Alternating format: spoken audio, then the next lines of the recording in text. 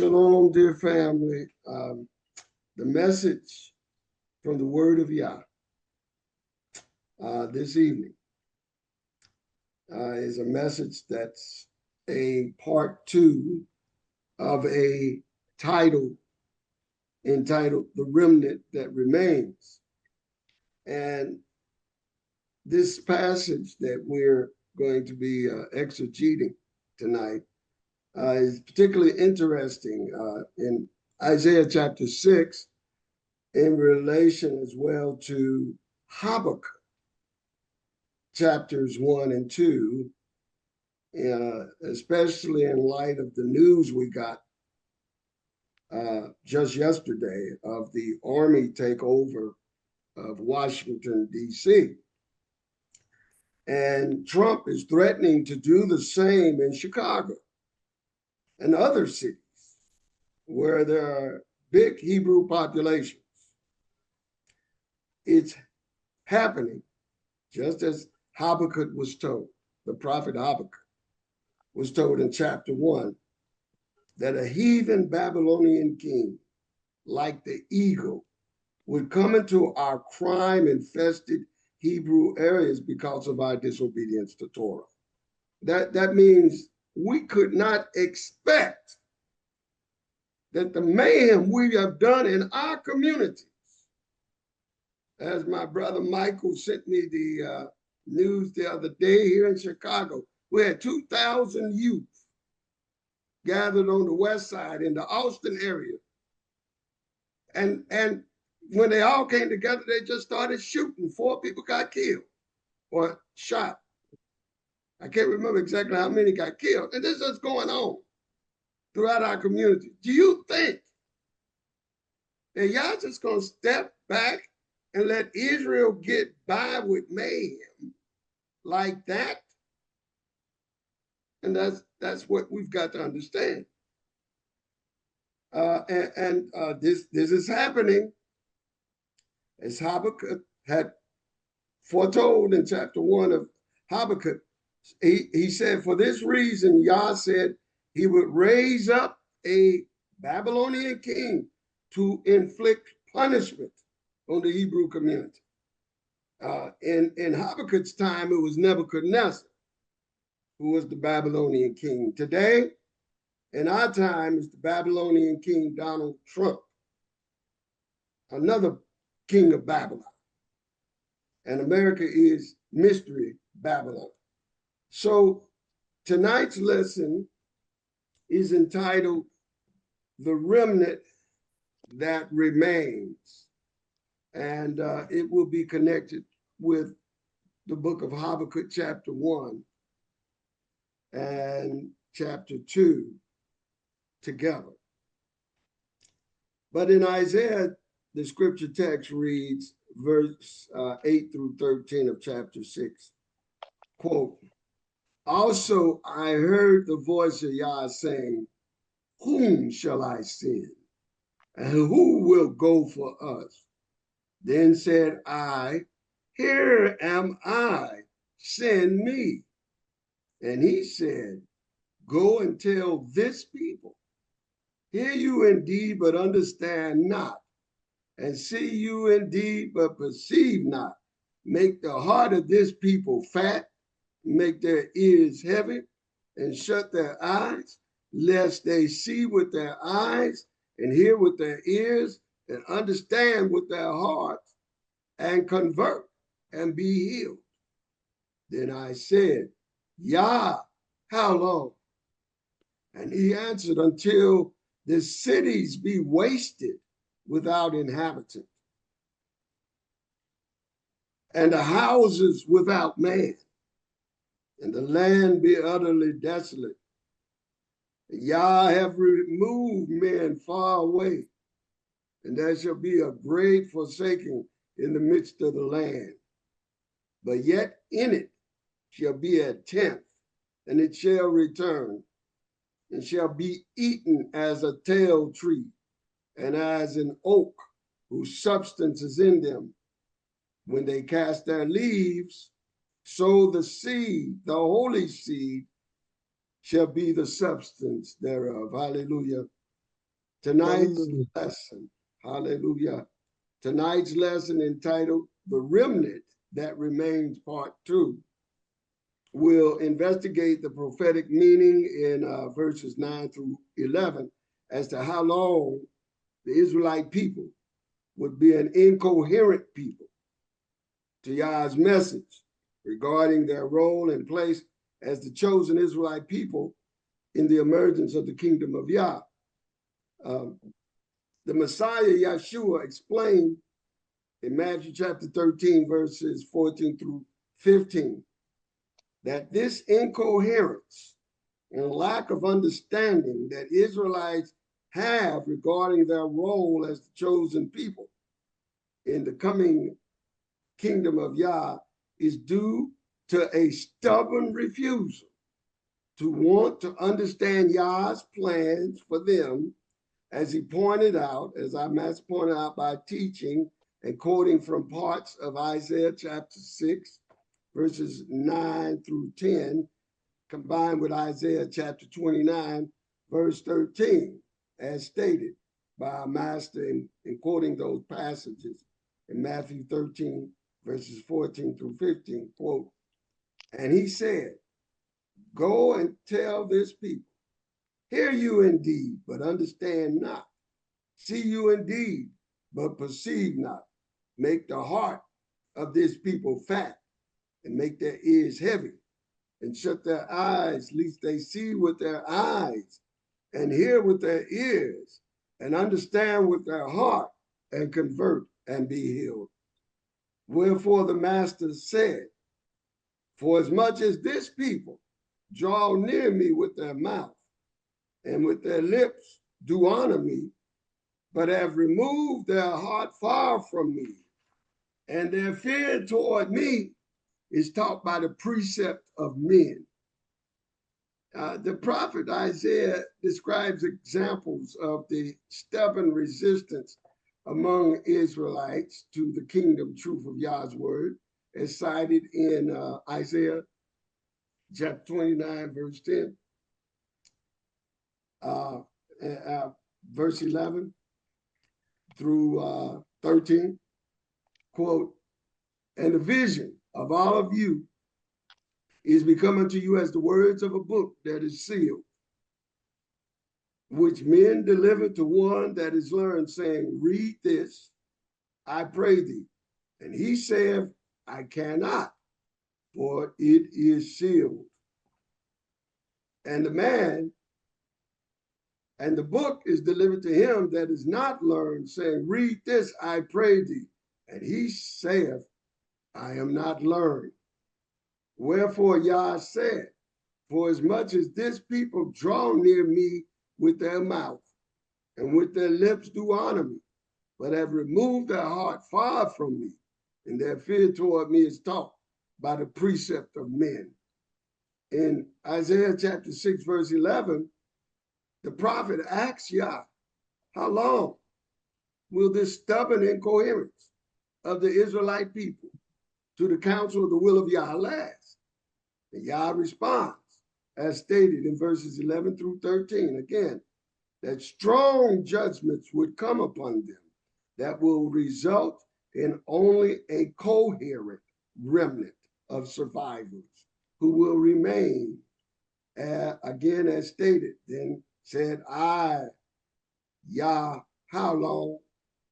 And he answered, until the cities be wasted without inhabitant, and the houses without man, and the land be utterly desolate, and Yah have removed men far away, and there be a great forsaking in the midst of the land. But yet in it shall be a tenth, and it shall return, and shall be eaten as a tell tree, and as an oak whose substance as in them, and when they cast their leaves, so the holy seed shall be the substance thereof. Hallelujah. Hallelujah. Also in Isaiah chapter 29, verse 10 through 14, and verse 20, it states regarding this people, for Yah poured upon them the spirit of deep sleep, and have closed their eyes, The prophets and your rulers, the seers, hath he covered. And the vision of all is become unto you as the words of a book that is sealed, which men deliver to one that is learned, saying, read this, I pray thee. And he saith, I cannot, for it is sealed. And the book is delivered to him that is not learned, saying, read this, I pray thee. And he said, I am not learned. Wherefore Yah said, for as much as this people draw near me with their mouth, and with their lips do honor me, and have removed their heart far from me, and their fear toward me is taught by the precept of men. Therefore, behold, I proceed to do a marvelous work among this people, even a marvelous work and a wonder, for the wisdom of the wise men shall perish, and the understanding of their prudent men shall be hid. For the terrible one is brought to naught, and the scorner is consumed, and all that watch for iniquity are cut off. Hear what the Ruach has to say today within the so-called Hebrew community, where people watch each other to carjack one another, people watch each other to home invade one another, people watch one another to kill each other. Do you think the Most High just sits back and will do nothing just because George Soros is paying the elected prosecutors in our counties who do nothing because they're paid off? They're from our community, but they're bought off and paid off by George Soros money. They want to destroy the infrastructure of the criminal justice system and bring chaos in our communities. And as the New World Order statement was, ordo ab chaos, out of chaos bring order. So they create the chaos. My brother here, Michael, and I worked all those years in the criminal justice system, and we saw, by the time we both retired, we saw it was almost considered to be an act to be fired, to say no to disrespect among our young people. Now that the young people are unleashed, they're doing all the mayhem and craziness. And then everybody keeps thinking, well, if something's done to correct it, that all they need is some programs, like a little money here, a little money there, and this and that, these little weak-need programs. Midnight basketball used to be one of them. That's not working. They only know discipline. You take that away, you done lost them. Of course, it's got to be done with love, but you take that away from them. You get prosecutors that let them back out to create mayhem, gangbang, carjack. They have no respect for the elders. Y'all saying, well, if the government, the system, and the system, particularly here in most of our urban areas, is run from people from the Hebrew community who are bought out, sold out, compromised, whether they're in Detroit, whether they're in Chicago, LA, New York. They may look black, they may look like they're from the same people that you're from, but at the same time, they're bought out and sold out to special interest groups to let you harbor illegal immigrants who come from gangs in South America. And so everybody getting mad at Donald Trump, that he's the bad guy. Inevitably, Yah says, ultimately, if you want to blame somebody, blame me. I'm doing this to you. I'm doing this to you. Do you hear what the Ruach has to say? For he said, the terrifying one. These are your carjackers, your robbers, your muggers. The ones that beat up old people, shoot indiscriminately, whether it's old, young, children, they don't care. You think Yah's going to let them keep being released without bail to create more hell? I beg you not. He will not. And these people who we keep putting in just because they black, they mean us no good because they are bought out and sold out, and they have no special interest to make our communities better. They only want us to be paid off. And that's when Yah said, the wise men, their wisdom will perish. The understanding of the prudent men will be hid. Our judges, our mayors. I have no sympathy for the mayor of DC. I have no sympathy for the mayor of Chicago. I have no sympathy for them because I know they were bought out and sold out to do nothing and let their own neighborhoods and communities fall into decay and disruption. Well, I'm here to tell you, we are chosen. If they won't do it, Yah said, I'm going to do it. And you're not going to like how I'm going to do it. But Yah will straighten it out. For the terrible one is brought to naught, and the scorner is consumed, and all that watch for iniquity are cut off. Now, evidently, the prophet Habakkuk heard something similar as Isaiah, particularly when Yah told Isaiah, as recorded in chapter 29, verse 14, therefore, behold, I proceed to do a marvelous work among this people, even a marvelous work and a wonder, for the wisdom of their wise men shall perish, and the understanding of their prudent men shall be hid. Habakkuk likewise heard from Yah that amazing or marvelous judgments were coming upon Israelites for all the violence and crime in their communities, just as Isaiah had spoken of in Isaiah chapter 1, verse 15. And when you spread forth your hands, I will hide mine eyes from you. Yea, when you make many prayers, I will not hear. Your hands are full of blood. But the prophet Habakkuk lamented to Yah about the abhorrent violence and crime among Israelites, and that his community leaders had turned a blind eye in addressing these injustices done by criminal violence and bloodshed.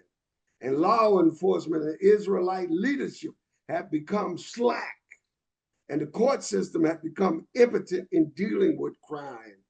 As stated in Habakkuk chapter 1, verse 1 through 4, the burden which Habakkuk, the prophet, did see. O Yah, how long shall I cry, and thou wilt not hear? Even cry out unto thee of violence, and thou wilt not save? Why dost thou show me iniquity and cause me to behold grievance? For spoiling and violence are before me, and there are that rise up strife and contention. He's saying, why do you let me see this injustice in my own hood, in my own community? Why you let me see all this madness that gets me mad and upset when I see a baby killed who's in innocent bystander, when I see mothers walking with their children robbed by gunpoint from a knucklehead who don't want to take time to learn and get a job. How long do I have to keep seeing that? That's what Habakkuk's complaining about. Similar as today, we see it 24/7 on news. How long, he said, do I have to keep seeing this? Verse 4, therefore the law is slack, and judgment never goes forth. They're getting away scot-free. For the wicked doth compass about the righteous. Therefore wrong judgment proceedeth. The judges, the benches, are letting them get away literally with murder. And this is a habit and a pattern that ancient Israelites had. It's the same habit and pattern we see with modern Israelites in the urban areas of this country. Therefore, the law is slack. That is, it's not prosecuting justly. Judgment never goes forth. For the wicked doth compass about the righteous. Therefore, wrong judgment proceedeth. But Yah's response to Habakkuk's pleas for justice among a spiritually incoherent Israelite populace is somewhat similar as to his response to Isaiah in chapter 29, verse 14, and that he would do a marvelous corrective work among a spiritually incoherent and stubborn and unjust Israelite people. Quote, verse 14, therefore, behold, I will do a marvelous work among this people, even a marvelous work and a wonder. For the wisdom of their wise shall perish, and the understanding of their prudent ones shall be hid. Also, Yah tells Habakkuk that amazing judgments are coming upon the stubborn and spiritually incoherent and violently unjust Israelites, to be done by a Babylonian ruler, swift like an eagle, to be done upon them, as stated in chapter 1, verses 5 through 11. Quote, behold, ye among the heathen, and regard and wonder marvelously. For I will work a work in your days which you will not believe, though it be told you. For lo, I raise up the Chaldeans, that bitter and hasty nation, which shall march through the breadth of the land to possess the dwelling places that are not theirs. They are terrible and dreadful, their judgment and their dignity shall proceed of themselves. Their horses also are swifter than the leopards and are more fierce than the evening wolves. And their horsemen shall spread themselves, and their horsemen shall come from far. They shall fly as the eagle that hasteneth to eat. They shall come all for violence. Their faces shall sup up as the east wind, and they shall gather the captivity as the wind. Just today, Trump told the law enforcement in DC, do what you want to do. Do what you want to do. In other words, there's no repercussions to do what you want to do for the unlawful. There's no back, there's not going to be any scrutiny. The Justice Department has taken over the police force. The DOJ, the Department of Justice, and the FBI. I talked with one of our young brothers in DC last night. He said, Elder, I just see people walking around. They look like just regular cops with bulletproof vests with the caps on. Then he responded back to me at 5 o'clock this morning because he knew I'd be up. He said, Elder, I am corrected. I see Army units now patrolling the streets. In my hood, the area that I grew up in, Army patrolling.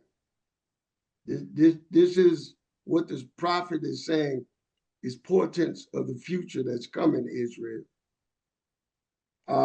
And so that it says they offend and they have no fear.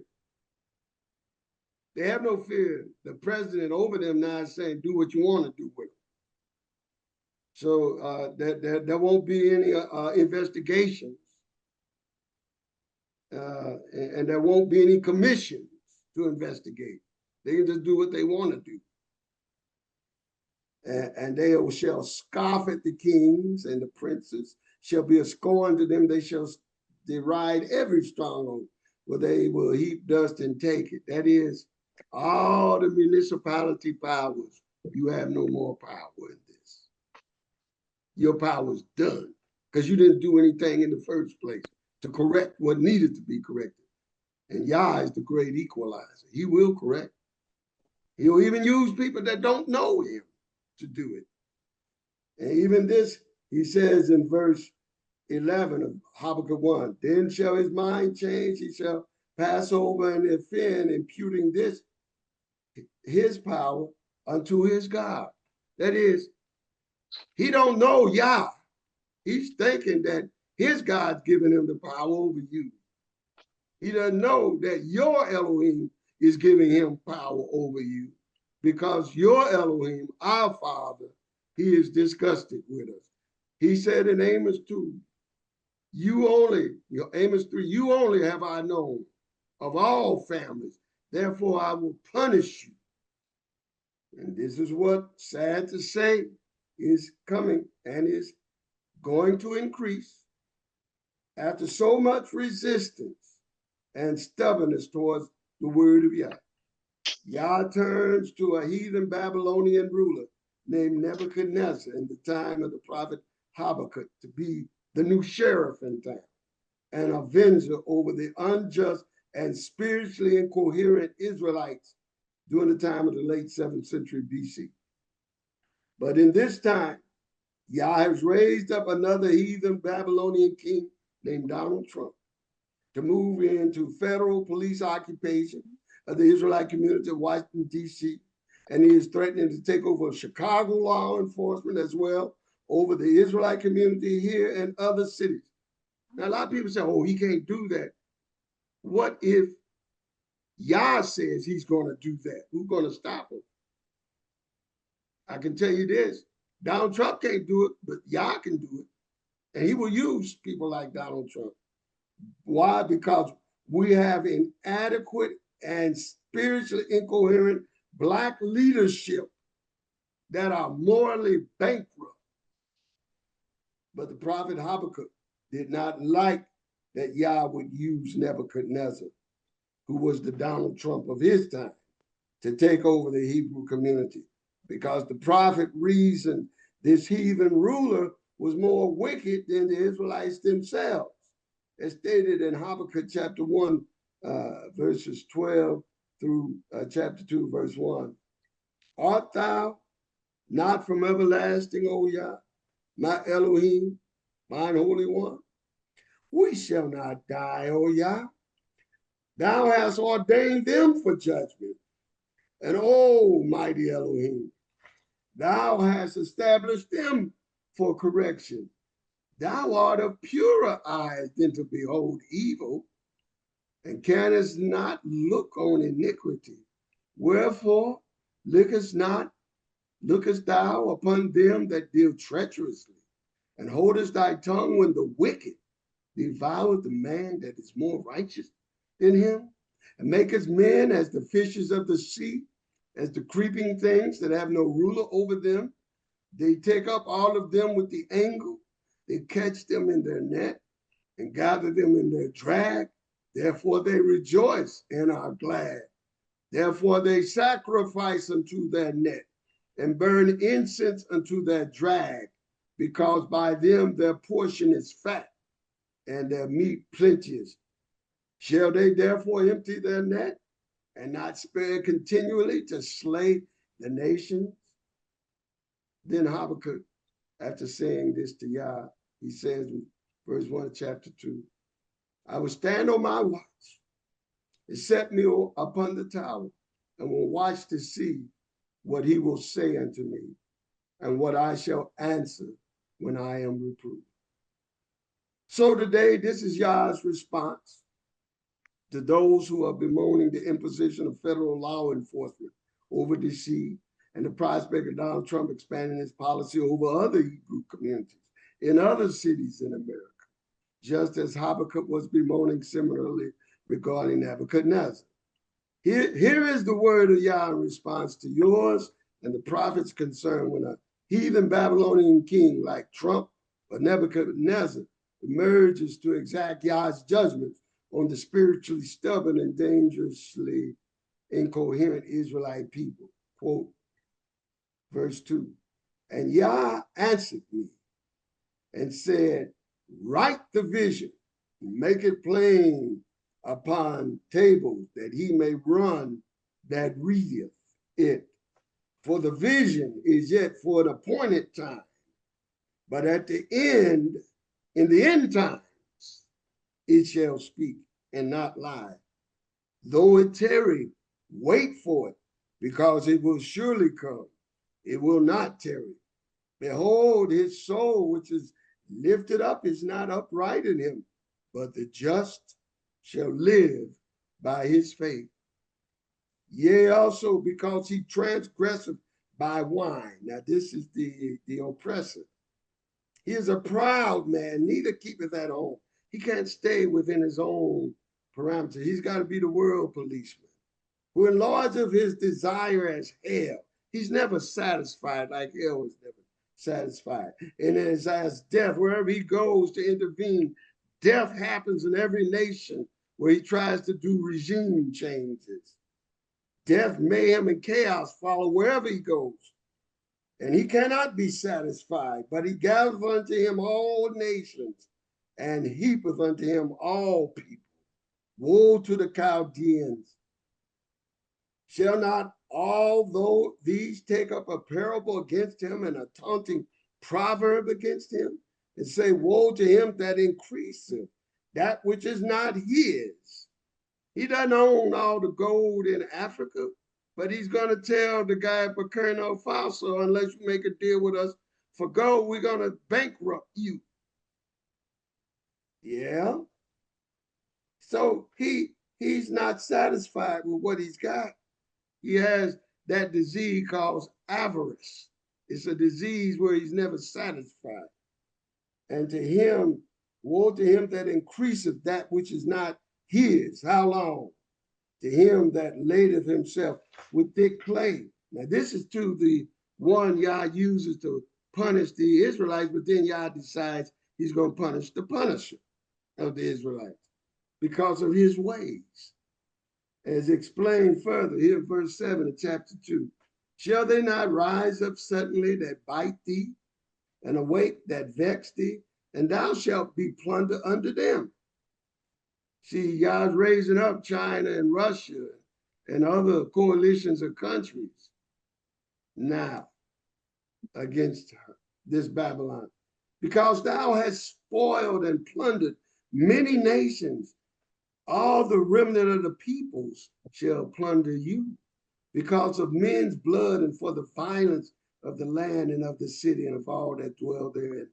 Woe to him that coveteth in evil covetousness to his house, that he may set his nest on high. He wants to set so high, he wants to be on Mars. He wants to be on the moon. He wants to be over the world with his own defense system. He's saying, though he can't do protection for himself, even though he assumes he can, and make his nest to be on high, that he may be delivered from the power of evil. Thou hast consulted shame to thy house by cutting off many people, and hast sinned against thy soul. For the stone shall cry out of the wall, and the beam out of the temple shall answer. These are materials that they commandeered and took from other people. Woe to him that buildeth a town with blood and establish a city by iniquity. Bloodshed of Aboriginal people established this land. Bloodshed that killed so many, there's barely many left. Behold, verse 13, is it not Yah of hosts, that the people shall labor in the very fire, and the people shall weary themselves for very vanity. For the earth shall be filled with the knowledge of Yah as the waters cover the sea.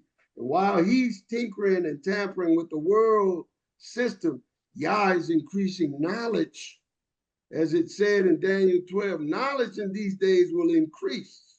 Many will go to and fro, and the knowledge of the glory of Yah is risen upon you as the waters cover the sea, while at the same time they who be in power attempt to command the world, but yet at the same time Yah grants more power through knowledge.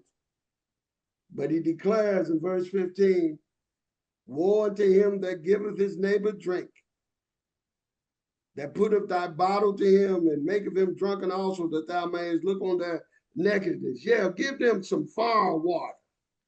Give them some crack. Give them some cocaine imported by the CIA. Give them some drugs through their food, through the foods they eat, and the corrupt process of the manufacturing of the foods. Verse 16, thou art filled with shame for glory. Drink thou also, and let thy foreskin be uncovered. The cup of Yah's right hand shall be turned on you, and shameful spewing shall be on thy glory. For the violence of Lebanon shall cover thee, and the spoil of beasts, which made them afraid because of men's blood, and for the violence of the land and of the city and of all that dwell therein. What profited the graven image? Let the maker thereof have graven it, the molten image, and a teacher of lies, that the maker of his word trusted therein to make dumb idols. Woe unto him that saith to the wood, awake, to the dumb stone, arise, it shall teach. Behold, it is laid over with gold and silver, and there is no breath at all in the midst of it. But Yah is in his Kodesh temple. Let all the earth keep silence before him. Notice in verses 17 of chapter 2 of Habakkuk, it states a judgment on this Babylonian ruler for his complicity of violence in Lebanon. Quote, for the violence of Lebanon shall cover thee, and the spoil of beasts which made them afraid because of men's blood, and for the violence of the land and of the city, and of all that dwell therein. Also in Isaiah 29, that prophet says that in the time of violence in Lebanon, that some Israelites will wake up into the knowledge of the truth, as stated in verses 17 through 20 of Isaiah 29. Quote, is it not yet a very little while, and Lebanon shall be turned into a fruitful field, and the fruitful field shall be esteemed as a forest. And in that day shall the deaf hear the words of the book, and the eyes of the blind shall see out of obscurity and out of darkness. The meek also shall increase their joy in Yah, and the poor among men shall rejoice in the Holy One of Israel. For the terrifying one, the terrible one, is brought to naught, and the scorner is consumed, and all that watch for iniquity are cut off. Yes, they're spies. They're going to be cut off. So tonight, as we consider the question that Isaiah asks in chapter 6, verse 11, as to how long Israelites would be spiritually incoherent through the prophetic counsel of the word of Yah in the last days, both prophets, Isaiah and Habakkuk, say it will happen in the time of Babylon's involvement in a war in Lebanon. So is the case now with America, Babylon support of the Zionist state of Israel's military actions in Lebanon. In the time of Habakkuk, it was ancient Babylon's military incursions into Lebanon. But unlike Habakkuk's time, this latter day times of Babylon America will see a remnant of Israelites who will awaken and emerge into the truth of the kingdom of Yah in their midst. And the prophet says they are a remnant holy seed, as stated, quote, verse 13 of chapter 6 of Isaiah. But yet in it shall be a tenth, and it shall return and shall be eaten, as a tall tree and as an oak whose substance is in them, and they cast their leaves. So the holy seed shall be the substance thereof. Also in Isaiah chapter 10, verse 20 through 23, it states, and it shall come to pass in that day that the remnant of Israel and such as are escaped of the house of Jacob shall no more again stay upon him that smote them, but shall stay upon Yah, the Holy One of Israel. In truth, the remnant shall return, even the remnant of Yaakov, unto El Shaddai, the mighty Elohim. For though thy people Israel be as the sand of the sea, yet a remnant of them shall return. The consumption decreed shall overflow with righteousness. For Yah, Elohim of hosts, shall make a consumption even determined in the midst of all the land. Shaliach Shaul calls this, the Apostle Paul calls this Israelite remnant, the remnant of grace. In Romans chapter 11, verses 5 through 8, who are Israelites who have awakened to the truth while the others remain asleep, of whom He states in quotes from Isaiah 29:10, quote, Romans 11:10, for Yah poured upon you the spirit of deep sleep and closed your eyes, the prophets and your rulers, the seers have he covered. But regarding the awakened remnant seed of Israelites mentioned in Isaiah chapter 6, verse 13, Shaliach Shaul states, even so, then at this present time also there is a remnant according to the election of grace. And if by grace, then it is no more of works. Otherwise, grace is no more grace. But if it be of works, then it is of no more grace. Otherwise, work is no more work. What then?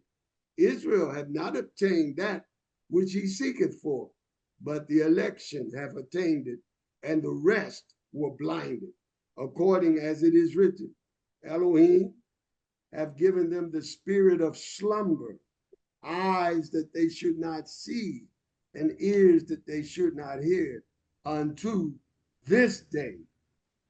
Finally, our Master Yahshua says to you, who are the awakened seed, the awakened people of Israel, in Matthew chapter 13, verse 11, quote, he answered and said unto them, because it is given unto you to know the mysteries of the kingdom of heaven, but to them it is not given. And in chapter 13, verse 16 through 17 of Matthew, our master states, quote, but blessed are your eyes, for they see, and your ears, for they hear. For verily I say unto you, that many prophets and righteous men have desired to see those things which you see, and have not seen them, and to hear those things which you hear, and have not heard them. Hallelujah. Praise Yah.